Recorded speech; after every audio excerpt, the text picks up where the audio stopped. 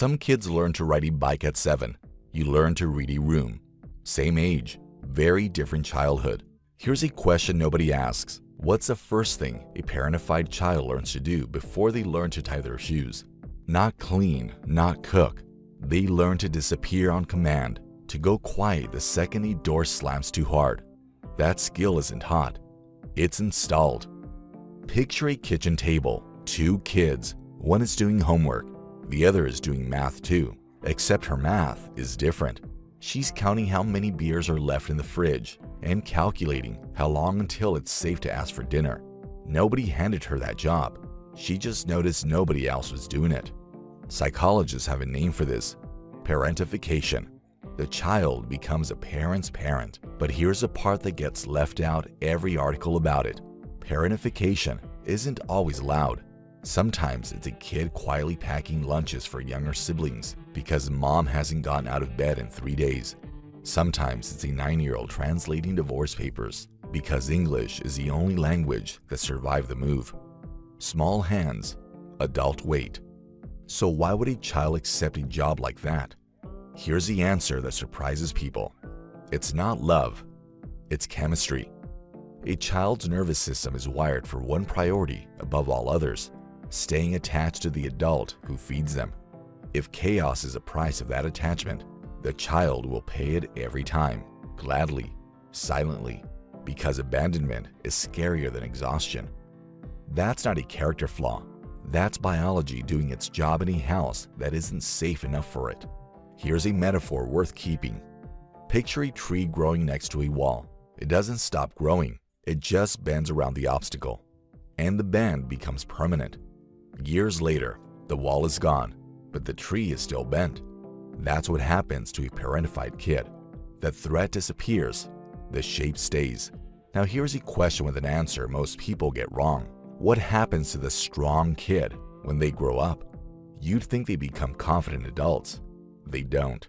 They become adults who can carry everyone's emotional weight, except their own. Watch them at a dinner party. They're the one refilling everyone's glass, remembering everyone's allergies, reading the tension in the room before anyone else feels it. And the second someone asks, "How are you, really?" watch the panic flash behind their eyes. They weren't built to answer that question. They were built to ask it.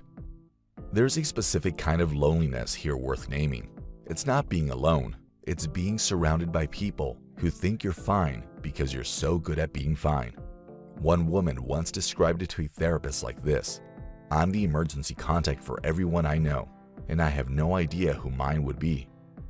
Write that one down. That's the whole disorder in a single sentence. Here's where it gets counterintuitive. You'd expect these adults to seek out calm, stable relationships. Instead, they're drawn to chaos, to partners who need fixing, to jobs that need saving. Why would anyone chase a very thing that hurt them? Because peace feels unfamiliar, and the nervous system doesn't crave what's good for it. It craves what's familiar. Calm feels like the moment before something goes wrong, so they keep signing up for the fire, because at least the fire they know how to fight.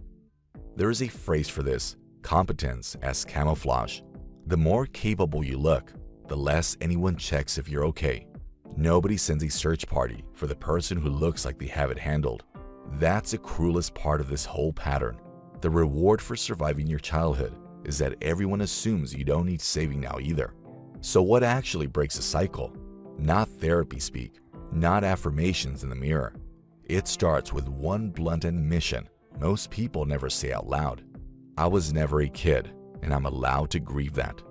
Grief, not gratitude, is the doorway here. You do not owe your childhood a thank you note for making you strong. Try this tonight. Ask yourself one question, the way you'd ask a scared kid. Gently, not clinically. What did you need back then that nobody gave you? Don't answer fast. Let it sit. The answer is usually smaller than you expect. Not a rescue, just someone noticing. Carl Jung said we don't become enlightened by imagining figures of light, but by making the darkness conscious.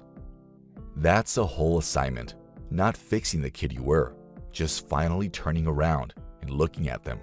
You were never given a childhood.